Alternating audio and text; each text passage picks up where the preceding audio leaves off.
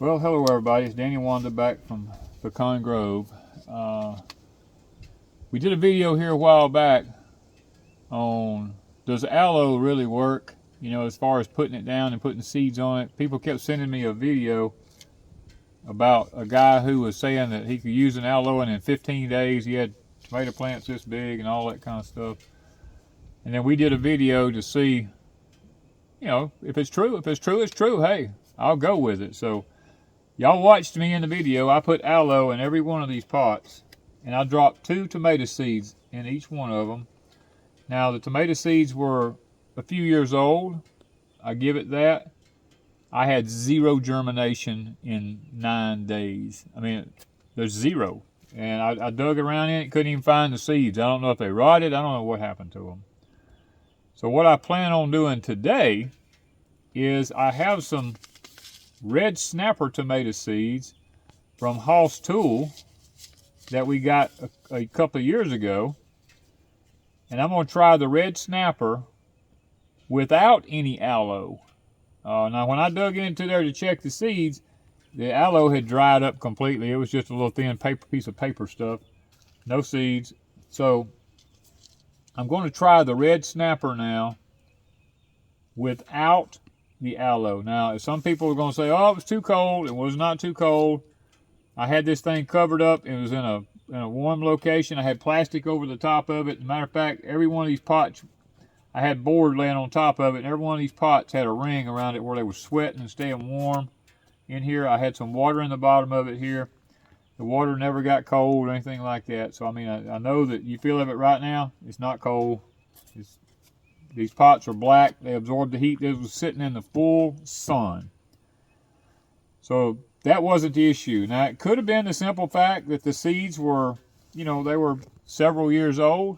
I will definitely go with that and say that before I say the aloe doesn't work, I'll say maybe the seeds was just old. I don't know. But what I want to do is I want to move down here before I plant these, and I want to look at Miss Wanda's experiment, because she did some with aloe, some without aloe, planting cucumbers and squash.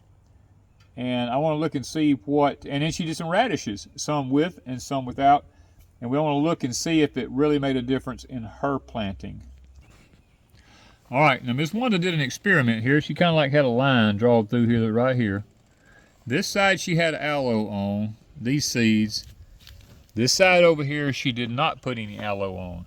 Now looking at it, these are radishes. It looks like the germination was a little bit better with the aloe. That's the reason I said I'm not going to debunk this, because they did come up.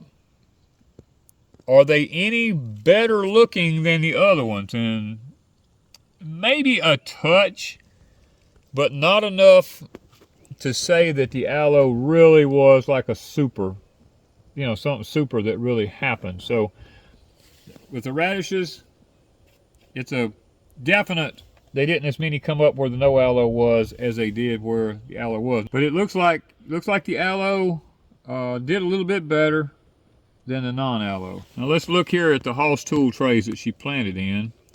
She planted 4 here and 4 here with aloe. She planted 4 here and 4 there without aloe.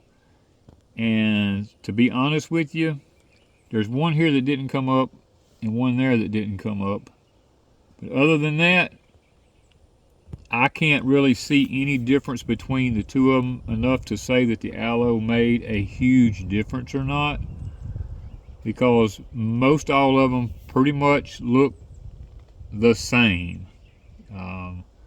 So I can't say that the aloe made a huge difference on Ms. Wanda's plants, because they all came up pretty uniform. So the conclusion of the matter is, I did not end up with a tomato plant in 15 days that was 6 inches tall. Now, I'm not going to say that it doesn't work, but it didn't work for me. Okay, that's the way I'm going to look at it. So right now, I'm going to take the same pots now, and I'm going to move back a little bit of the soil in each one of them, just like I did before. And I'm going to put the red snappers in there. I don't really care for this medium on top right here, I'll be honest with you, but I don't have any other with me right now. Okay, there's 2. Oop, got 3 there.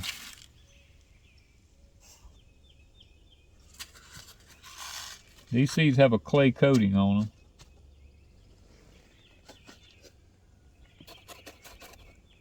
Now that may help with the germination a little bit. I don't know. 3 went in that one, I believe. Okay.